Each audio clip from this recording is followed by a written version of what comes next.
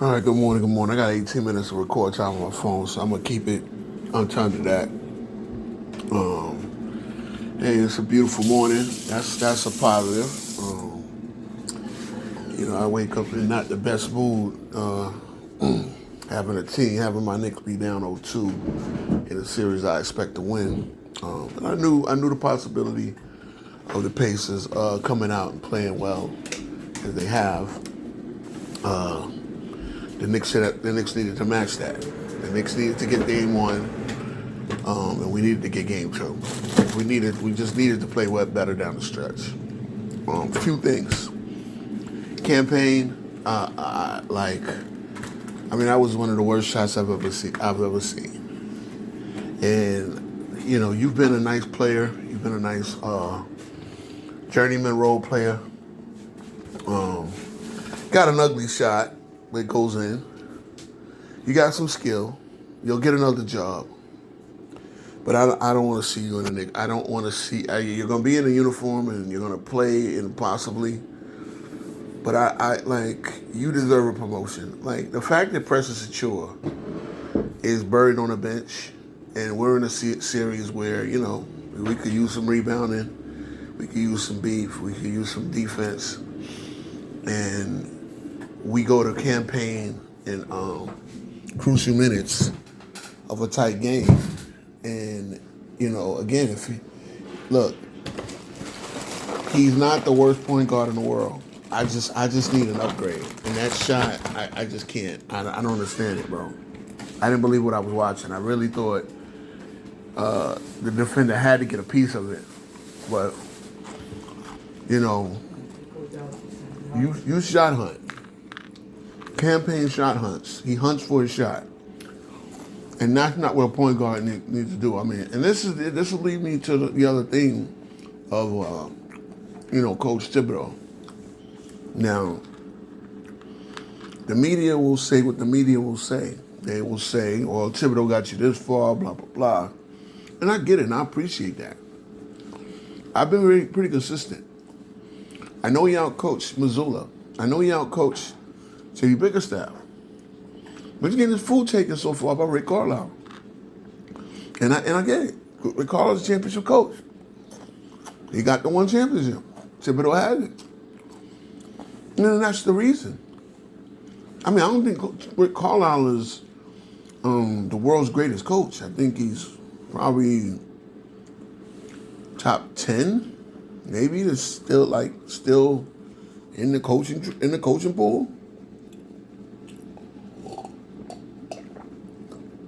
But I don't see this guy as this all-world genius. But he is taking Tim's lunch here, and it's the fact that he's taking his lunch is the fact that he's using his roster. I mean, I forget his name.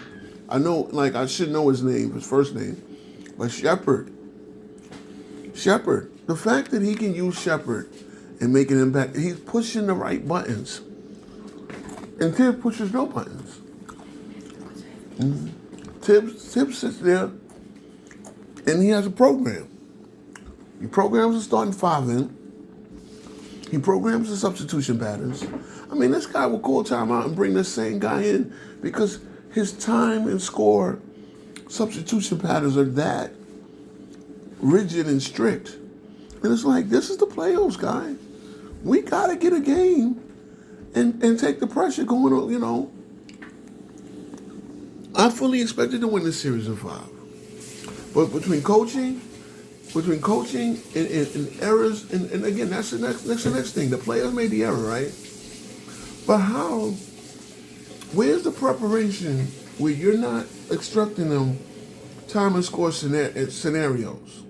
I don't know if Tibbs called the timeout prior to that 32-second, that OG Anunoby call reversal.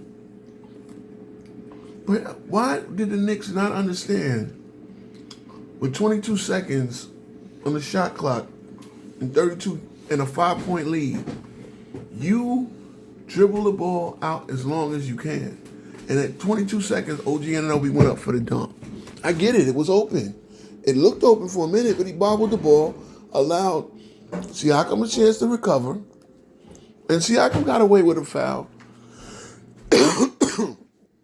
By letter of the law, they tell you when you get to the ball first, and you get hands on the ball first, then I mean it seems like maybe you can even maul the guy after you touch the ball, and they called it incidental contact, but pulling out a jersey is not incidental.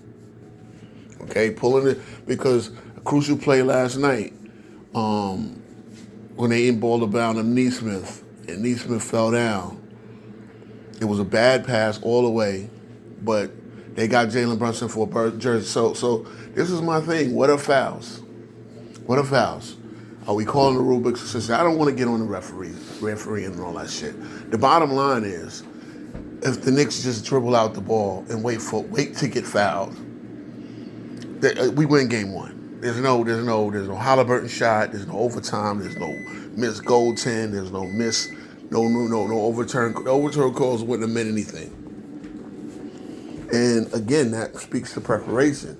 It speaks to preparation that the Knicks, 5 years into Thibodeau's tenure with the Knicks, cannot inbound the ball in late game situations. That speaks to Thibodeau's preparation. Again, look, the Knicks are very well conditioned.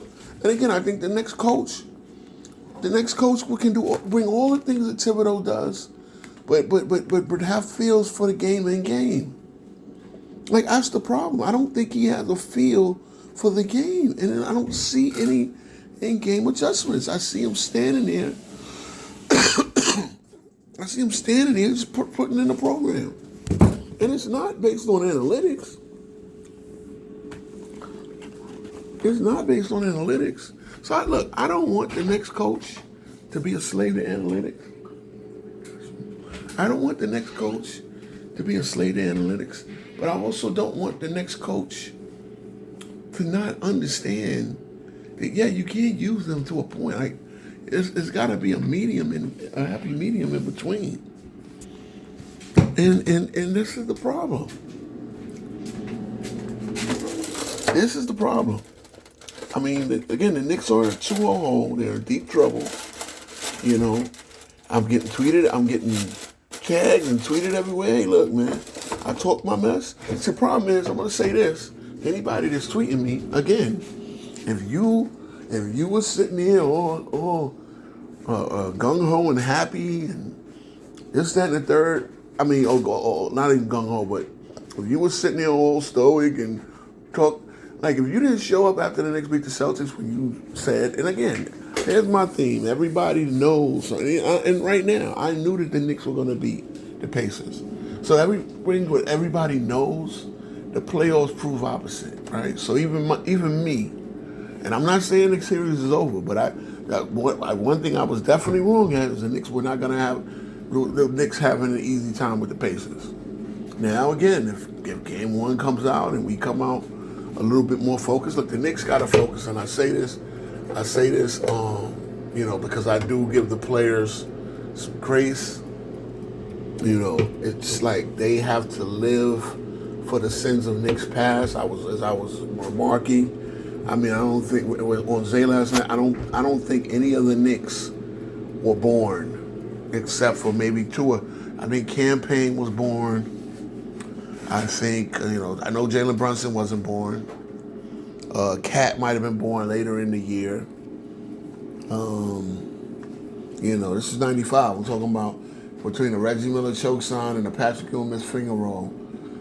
Most of the Knicks weren't even alive yet, And that's something that, we got, unfortunately the players got to carry. But they're in a great position. They're making millions and millions of dollars from the Knicks. And they gotta knock it away. They gotta knock it down. They gotta knock it down. They gotta come out and win. They gotta come out and beat a team that they're probably better than. And again, I still feel this. The Knicks are better than the Pacers. And because of that, we could go in here and take two from the field. In the field, it's gonna be tough. It's gonna be tough. The Pacers, again, props to the Pacers as well for not not coming in there satisfied like they accomplished something.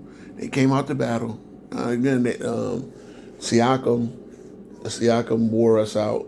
The rest of the Pacers didn't play that well. You would expect them to when they get home, to want to play better. And again, this is another one. The kid Shepard, I don't know his name. I don't know his first name. But the fact that Carlisle can push that button, put him into the right time, and he makes a positive impact. Not only he hits threes, he plays pesky defense. Again, they got another guy. Of course, they got one of my favorites, DJ McConnell, who I've urged the Knicks to sign for years when he was available. Never did. Never. I don't even know if I can say that they talked to him. And that's the theme. Because as I look at them go to a guy like Will Bradley, who's apparently been in the league, 27 years old, been in the league for 7 years. As they go to guys like that, the Knicks don't. We got a first round pick named Pacone Dadier, who sits married on the bench. We got Tyler Kolek, the leading assist getter in the NCAA last year, sits on the bench. There's no chance. And even Preston Achua, who was in the rotation for most of the year, makes no contribution. As Tibbs decided, I must play 8 players. I must play. And my issue is, why is Campaign one of them? Because Deuce McBride can easily cover the backup point guard man. Easily. That, he actually likes. Landry Shamet has played out again. Landry Shamet, nice player. I need my first round pick and I need my second round pick still to be playing. These other teams got first round picks contributing. Aaron Neesmith was not too long ago a first round pick, and now he's absolutely throwing darts at the Knicks. And he wasn't good last night. Thank God we had him under control. But this is the Knicks' Achilles heel, and part of it is the predictability of their coach. The coach is just predictable. He's painfully predictable. And, again, Tibbs is good at preparing. But when the margin ain't that great, and that's the thing, I just thought the Knicks, especially the way they played against, I'll say this.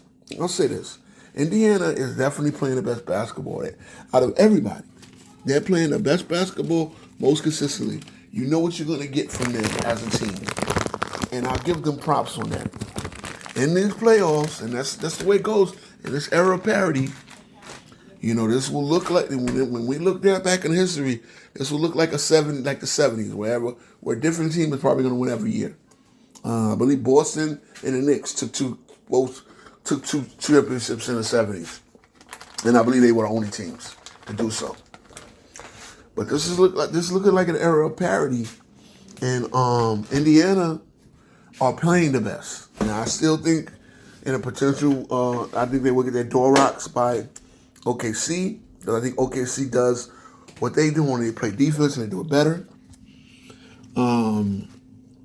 But yeah, I had a lot of respect for Indiana. Like I said, they got punching power. I had them going out in the first round, and here they are, 2 games away from sending my team home with a chance to go to the finals. And this will be the 3rd straight time they've beaten the Knicks. The Knicks have got to get over the Indiana hump. And I think, again, coming out tomorrow, if the Knicks have been, that's one thing to actually look forward to, is that the Knicks are road warriors in these playoffs. The Knicks have actually played better, considerably better on the road than at home. So, really, the closeout game against Boston was the best road game we've played. Home game we've played. So, they've been good road warriors. They won 2 in Boston. They won 3 in Detroit, including the closeout. So, that's one. That's definitely one to think about. But yeah, like I said, the series is not over. It is 2-0. I know no team has won in the conference final. They've done it in other series. And again, look, 2 years ago, no team had ever went down 3-0 and came back to even get to a game 7, and Boston did that. But yeah, I mean, so look,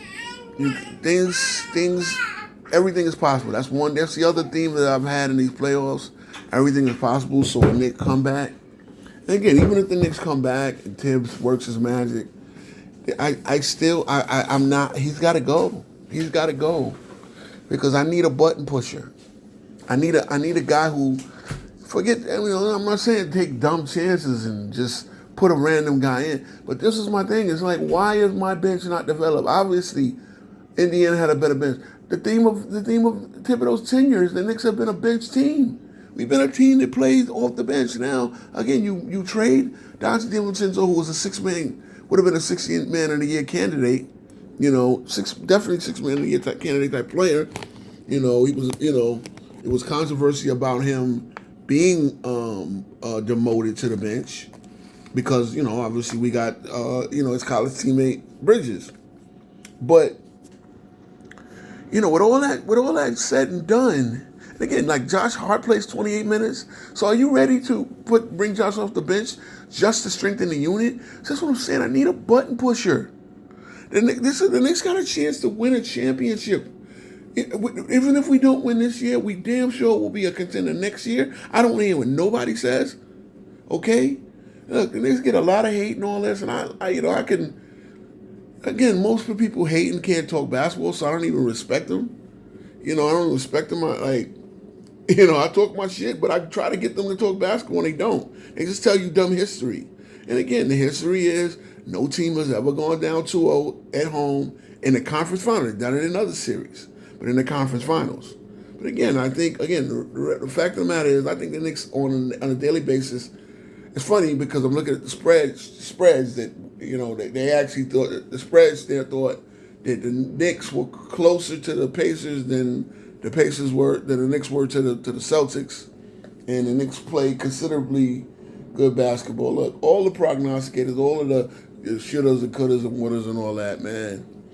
Knicks has got to come out there. They got to get 2 in the Fieldhouse. They got to do their best to get 2 in the Fieldhouse. If they get 1, okay, the series comes back to New York, and then you would have to win the last 3. That's possible as well because you would get your second one in the Fieldhouse, and in a game 7, you would just have to come out and play your best basketball.